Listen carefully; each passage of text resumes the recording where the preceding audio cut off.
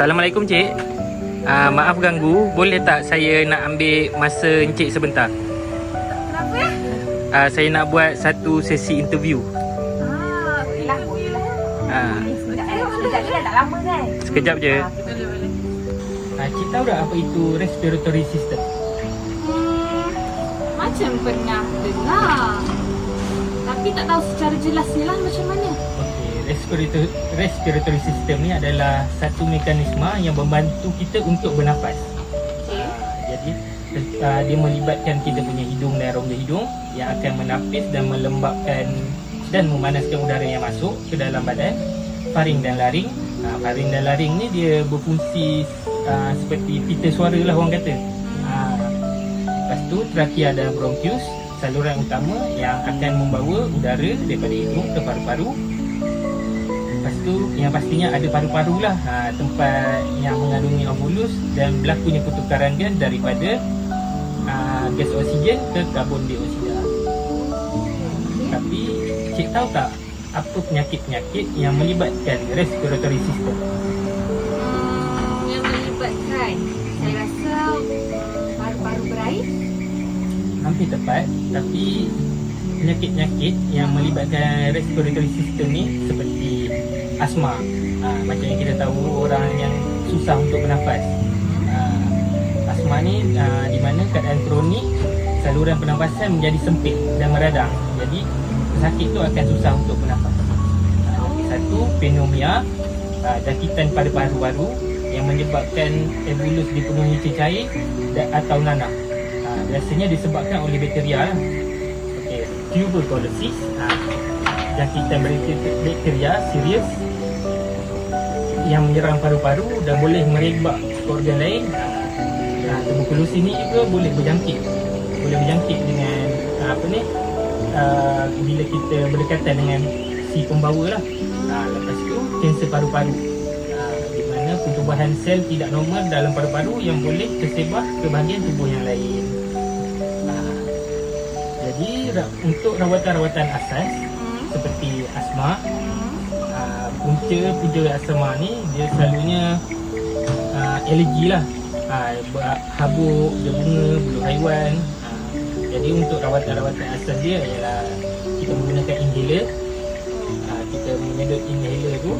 Lepas tu kita elakkan daripada berdekatan dengan benda yang boleh menyebabkan asma itu trigger. Seperti kita jauhilah alergi dia tadi.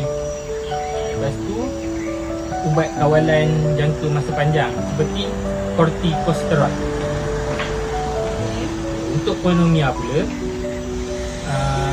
rawatan asas dia adalah antibiotik lah. Ubat demam dan sakit, rehat yang secukupnya. Kalau benda tu masih berterusan, dapatkanlah nasihat daripada pakar. Okey, itu saja dari saya. Okey. Terima kasih sebab sudi berkongsi masa anda. Sama. Saya Zafran dari kelas R2B. Nama saya pula Khalis Aisyah bin Nawisham. Hari ini kami akan interview orang pasal tesimen, iaitu tajuk kami iaitu respiratory system. So, jom. Abang, boleh ke kami nak interview abang pasal tajuk kita bang? Boleh. Okay. Kat sini kan ada pamphlet abang. Kita punya pamphlet tajuk dia iaitu respiratory system. Okey, apa yang abang tahu pasal respiratory system? Saya tak tahu lah. Saya tak tahu okey. Pasal cerita respiratory system ni dia pasal paru-paru kita. Okey. Contoh penyakit yang berkaitan dengan respiratory system iaitu ni, pulmonary hypertension. Okey, abang tahu ke pulmonary hypertension tu apa? Saya tak tahu. Cuba bagi saya penerangkan. Okey, boleh. Senang cerita, pulmonary hypertension ni dia sebenarnya tekanan darah dalam paru-paru kita terlebih. Dia tak macam paru-paru tekanan apabila paru-paru mengempam darah, dia tak macam normal lah seperti dulu. Okey, dia mesti ada sebab dia kan. Sebab dia adalah paru-paru kita tersumbat. So paru-paru tak dapat mengalihkan tekanan darah dengan normal. So bila tersumbat, mesti dia ada sedikit gap tu yang boleh sumbat tu. Oh, macam tu lah. Antara simptom-simptomnya adalah sesak nafas, pening, sakit penyakit dada dan tekanan pada dada, lebam dan lebam berwarna biru dan jantung berdebar. Okey. Antara potensi yang bakal dihadapi sekiranya tidak dapat dirawat antaranya ialah jantung sebelah kanan gagal dan darah beku pada paru-paru dan berdarah pada paru-paru. Okey, seterusnya adalah antara pilihan rawatan yang akan ditawarkan adalah pencair darah, terapi oksigen, pengangkatan tabiat yang menyihatkan jantung, senaman yang kerap dan lembut. Akhir sekali, seseorang boleh menghindari penyakit ini dengan uruskan keadaan sedia ada, mengamalkan gaya hidup sihat, belakkan merokok dan mengambil dadah yang terlarang, dapatkan diagnosis awal. Okey. Hai, Assalamualaikum abang. Maaf je saya mengganggu abang. Saya ingin membuat sebelum tu saya Muhammad Hadi Bajuddin.